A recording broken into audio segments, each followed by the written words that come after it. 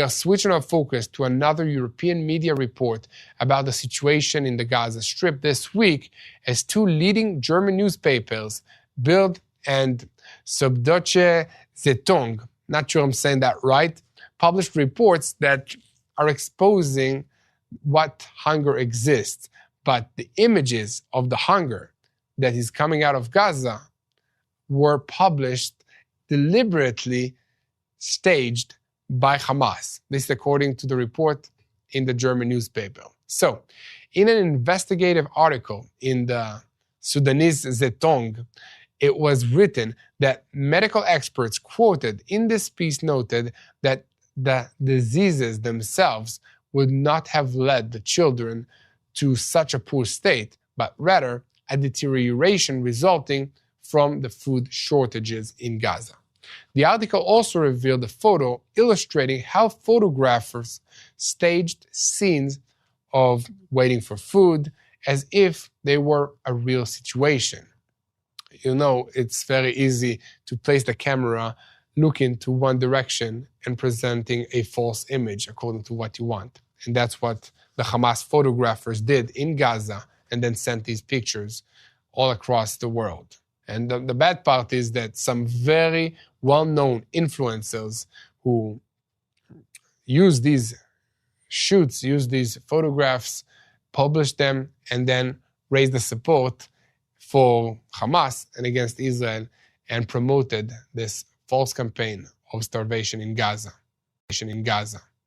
So this basically is raising a lot of questions about the reliability of the reports in all the media outlets around the world.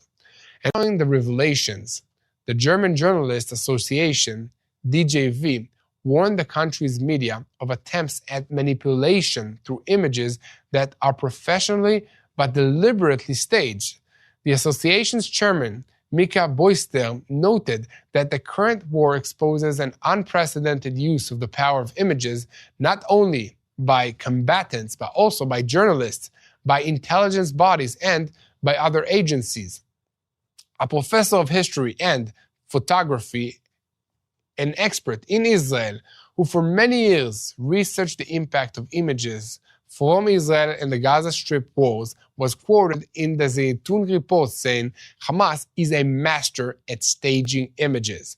The purpose of the pictures is not only to pressure and to present distress, but to dull the memory of the brutal images taken on October 7, 2023.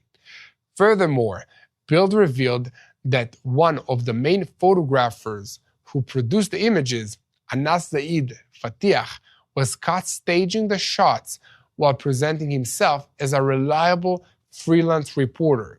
As will come as no surprise, this photographer often publishes explicit anti-Israel content on social media networks. So you see, when I tell you that Israel is facing a flood of lies and deceit, and that's what we do here at Boots on the Ground. We share the truth of what's happening in Israel. And guys, this images that we see, they don't always reflect the reality. And yet many news outlets, they publish them without context, treating propaganda as fact. I want to come back here in studio now to Dan Perry.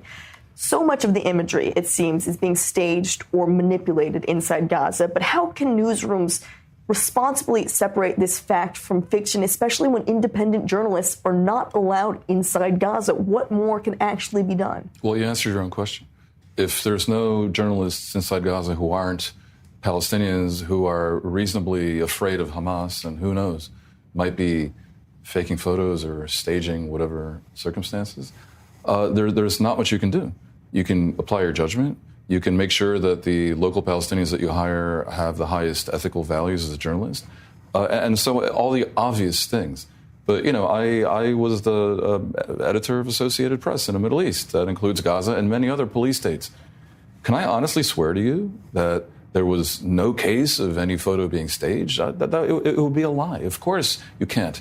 But we did make every conceivable effort to avoid that happening, and that more or less begins and sometimes ends with the quality of the local people that you work for. I can attest that the local people that we had working in print and photos and TV in Gaza were the best that there can be. And by and large, I consider them to be very heroic, specifically and precisely because in working for a foreign outfit where many of their bosses were Jews and Israelis, they were exposed to a lot of anger of their fellow Gazans. Is it still the case now when the place is a ruin and the hatred for Israel's maximal? I'm almost happy I'm no longer in that situation because it really, really is very difficult. On the other hand, if Israel were to let in, foreign correspondents, who knows what would happen to them because the place is extremely dangerous. So Israel's not wrong in saying that if we did that and someone were killed, we'd be blamed also.